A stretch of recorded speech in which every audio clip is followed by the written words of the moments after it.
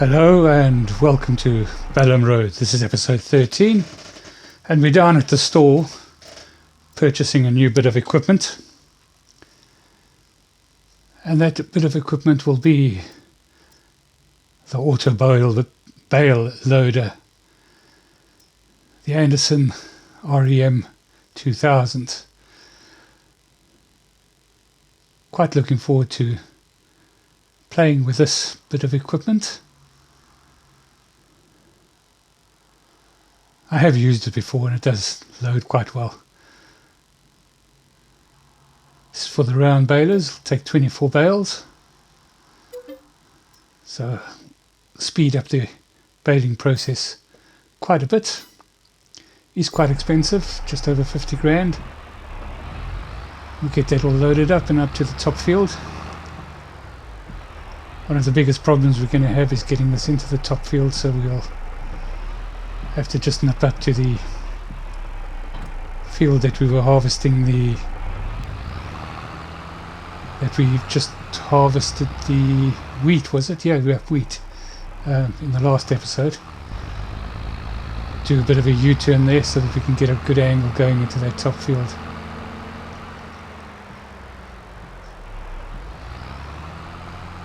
And here we are. Spin around. The sun starts to rise. Still a bit of rain, that should end pretty soon.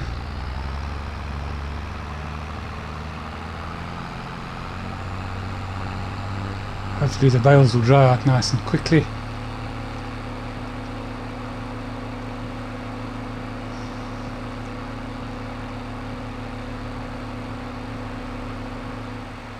So we should be coming to the T-junction, and we should have a reasonably good angle to get into this field now.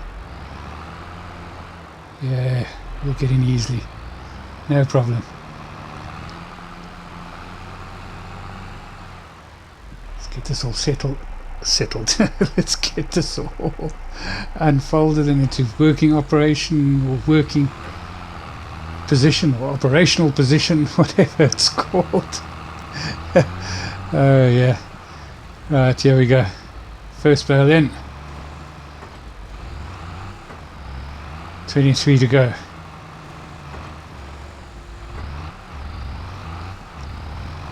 I suppose technically we shouldn't really be picking these up in the rain, especially if we're stacking ones on top of each other, but yeah, just can't. It's got too much to do.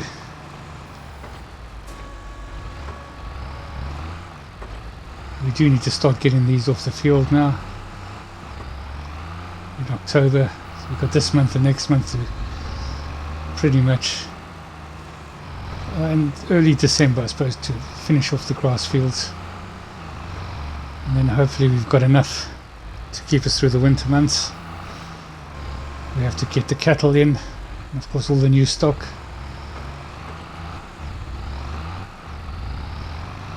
Our herd has almost doubled. Well, we'll have almost doubled by then. We have to maybe think about a new pen for the youngsters somewhere. Yeah, lots to think about, lots to do in the next couple of months. First of all, let's get this finished. And we'll go and park it up in the farm and then carry on with the rest of the grass work until a new bit of machinery arrives on the farm. All very exciting. As soon as I get the message that it's arrived and been installed, we'll nip up there and go and have a look at it. I think we're full. Yeah, we are. So let's head off back to the farm, go and park this up, and carry on with the rest of the day. I did, of course, first thing this morning do all the milk deliveries.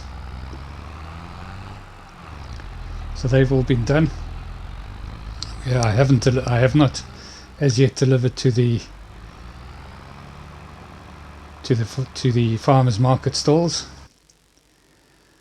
Right, so let's get back to work.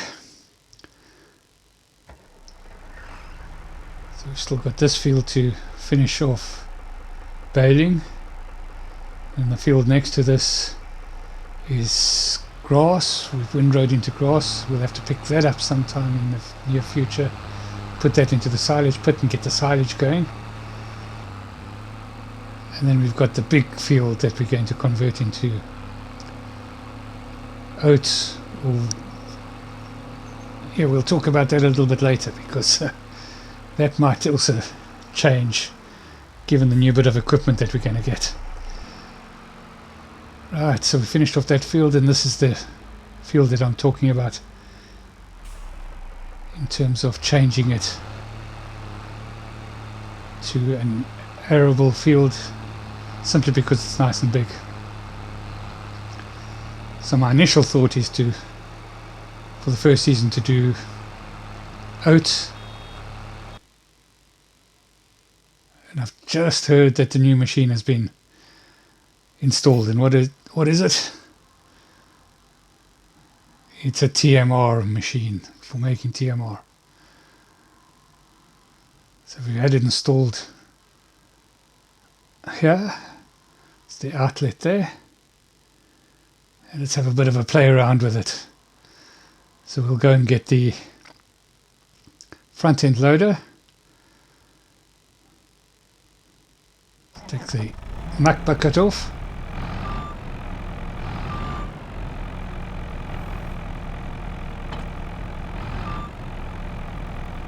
And this machine's been working with muck, so we'll go and give it a bit of a clean before we start working with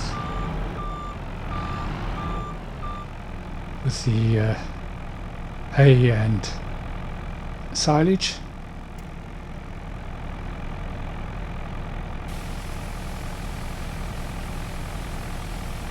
Yeah, so we'll have a little play around. We won't be able to get it operational yet because it takes straw, so we'll need to get a top straw field baled up and we can add in, but let's just have a little play around with loading up this new machine.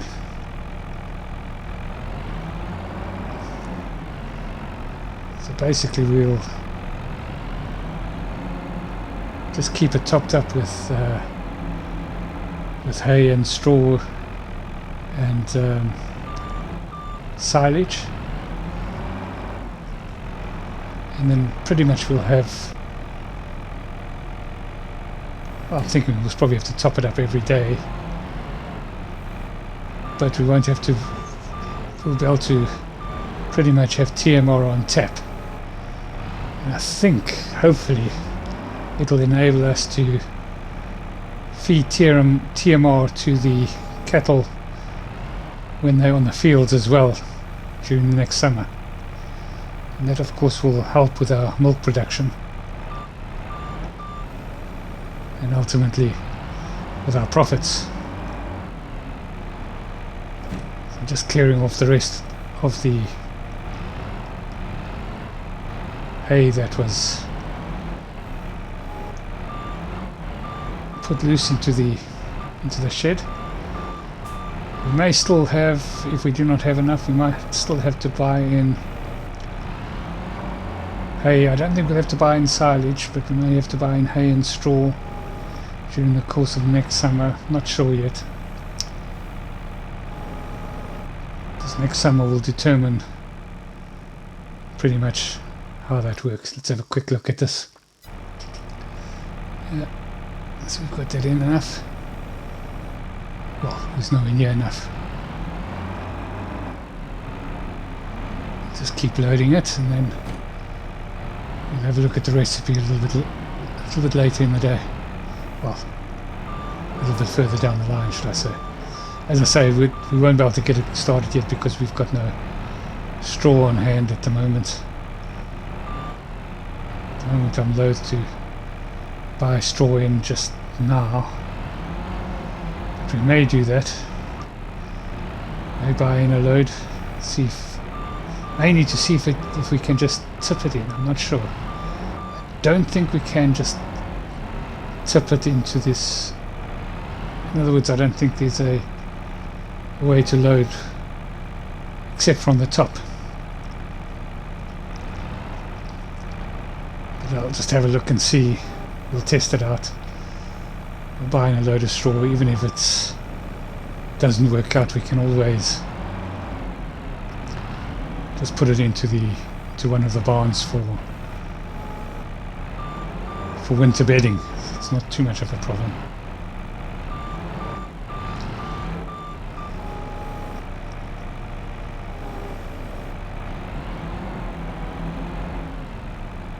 Yeah, so it's not going to be too much of a problem loading the silage, so we can still do the silage in the silage camps.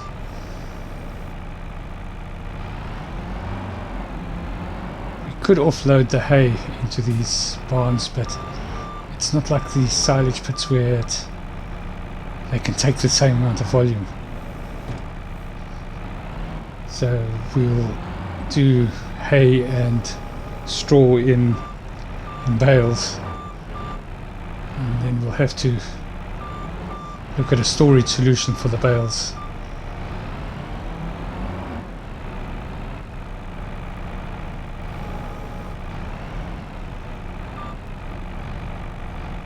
Sure, I'll to work it out. It might mean we need to put up a new shed, but we'll have a look and see how that works. At the moment,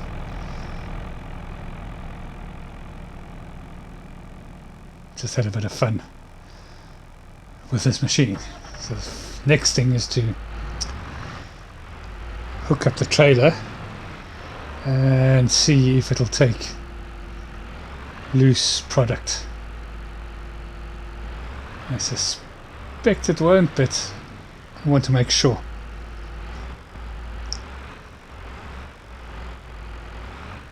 The only reason why I suspect it won't is if you look, I've left the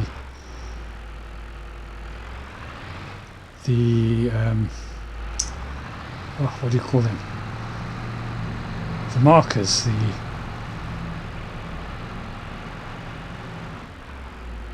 what do you call the trigger markers up and running. And if you look at the trigger marker for the offloading of into the TMR machine, you can see it's above the opening, so kind of stuck in the air, but so I think it's going to have to be loaded from the top. But sometimes I've been surprised in the past.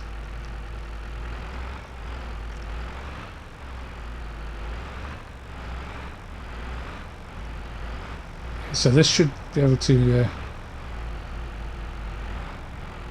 mix TMR and store TMR up to 50,000 litres. As I say, that may just be enough for one feeding, but at least I can load up, and as we're taking it out, it can be producing more. Hopefully it'll work out. One never knows. Yeah, as suspected, it won't take the TMR, so we'll just put it into the shed. Right, so there we go. So 500 straw, 500 silage, 300 straw, 300 hay, and 200 storage is the recipe. So I've just had a call from the stockman down at the cattle barn, the beef cattle barn, saying that they've run out of food.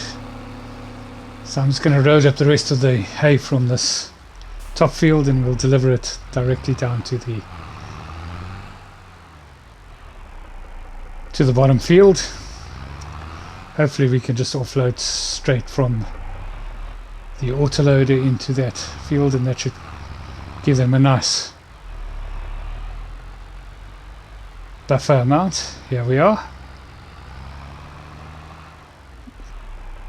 Hopefully it'll take it. Of course, with that new machine, I have been spent most of the afternoon playing around with it instead of working on the grass fields. So it looks like it's going to be another long night of working in the dark. At this point in time, I haven't even done the deliveries to the market stalls.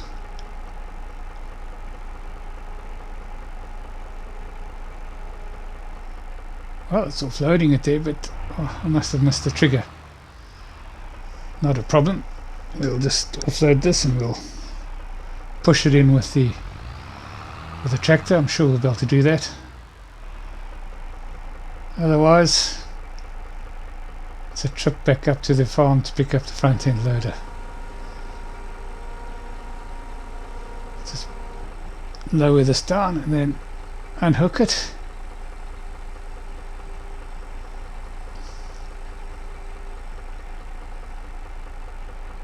We can keep this down there. We've cleared the top field, so we can keep this handy down here so that we can collect all the bales from the fields which are around here that have been done. We'll try and get as much of the baling done before we go to bed tonight.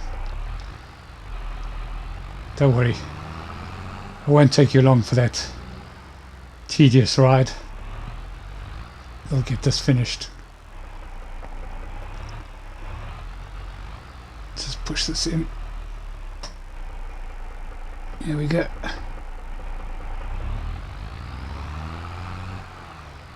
It's going to take it. Yep, there we go. That's good.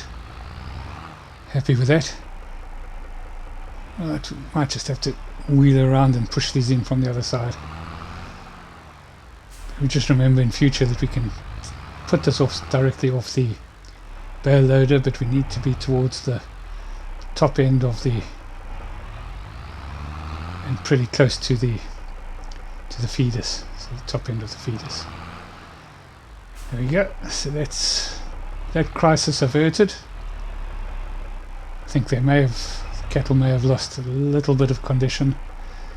Would have been without food for a couple of hours. Never good.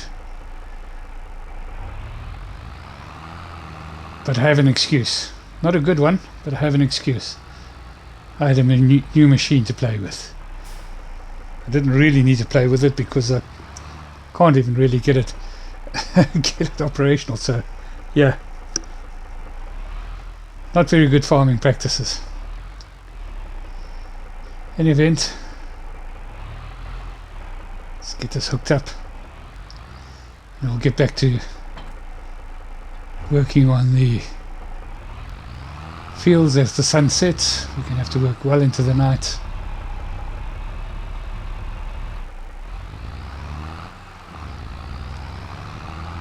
We'll get this parked up somewhere fairly accessible.